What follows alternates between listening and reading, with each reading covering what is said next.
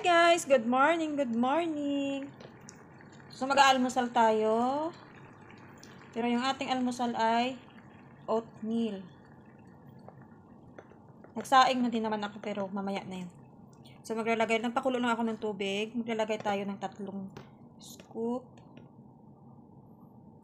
3 lang kasi hindi naman maganda pag hindi naubos. Ayan.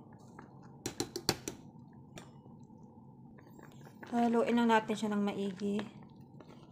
Naparami na nga.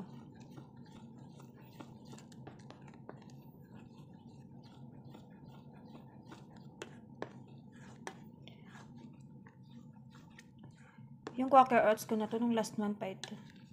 Kaso hindi ko naman siya araw-araw nakakain. Kaya medyo matipid. Pang ano lang, pang Chimpo de Peligro.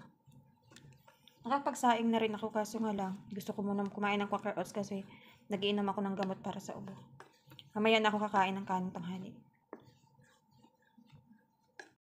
Ito, nahalo na natin siya ng above 2 minutes. Disclaimer lang po sa mga marunong magluto ng ng oatmeal. Actually, dinidissolve muna ito sa tubig na normal na tubig bago ilagay sa kumukulong tubig para mabilis maluto or hindi siya bumuo-buo. Pero sa akin naman, kahit paano importante, maluluto. At saka ako lang din naman kakain. At saka hindi naman siya bumubuo. Importante, consistent po yung paghalo sa kanya. Diba?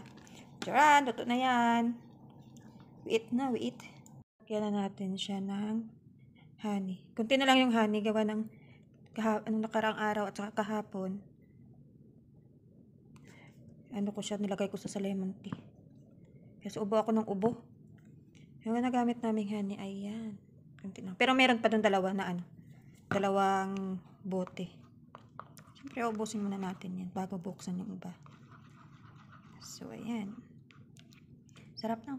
Chocolate flavor pala tong aking oatmeal.